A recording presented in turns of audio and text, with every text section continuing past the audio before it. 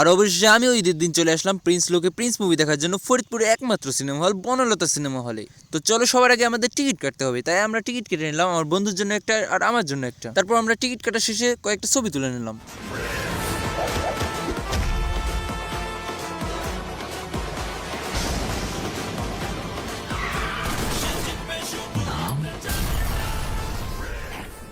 আর হলের মধ্যে এতটাই ক্রাউডেড ছিল যে আমরা ভালোভাবে ভিডিওই করতে পারছিলাম না। আর অবশ্যই আমরা হলের মধ্যে ঢুকে গেলাম প্রিন্স মুভি দেখার জন্য, কিন্তু ভাই আমরা ভুল করে ফেলেছিলাম। আমরা হলের মধ্যে গিয়ে দেখি 1 মিনিট আগেই মুভি শুরু হয়ে গেছিল। 1 মিনিট মিস করেছি ভাই।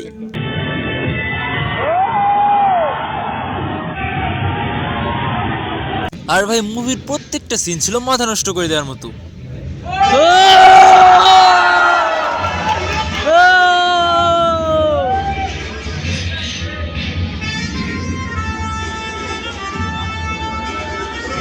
তোমরা কারা কারা সিনেমা হলে গিয়ে প্রিন্স মুভি দেখেছো অবশ্যই কমেন্টে বলো। তোমরা যে যাই বলো, হলে গিয়ে মুভি দেখলে আলাদা একটা মজা পাওয়া যায়। আর এরপর এই মুভির ইন্টারভেল টাইম শুরু হয়ে গেল আর আমরা কিছু খাবার কেনার জন্য বাইরে চলে গেলাম। দেখি কি কি খাবার কেনা যায়। গাইস এখন আমরা নিচে যাচ্ছি। আর ভাই তখন আমাকে যারাই দেখছিল তারাই শুধু বলছিল যে প্রিন্সের মতো দেখা যাচ্ছে।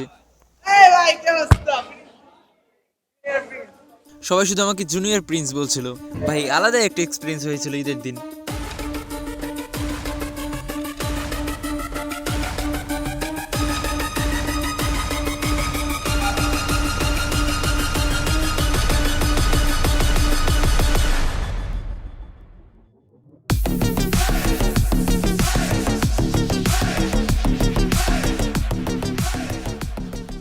গাইস মুভির বিরতি চলছে আর এখন আমরা কিছু কিনতে এসেছি, কোনো খাবার কিনতে এসেছি।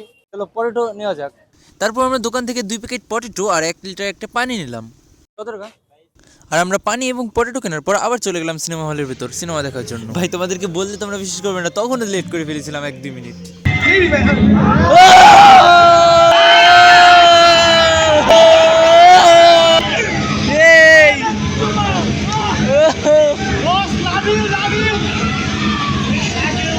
আর সিনেমা হলে মুভি দেখার সময় এত পরিমাণে ক্রেজ হয় স্টেডিয়ামকেও হার মানিয়ে দেবে।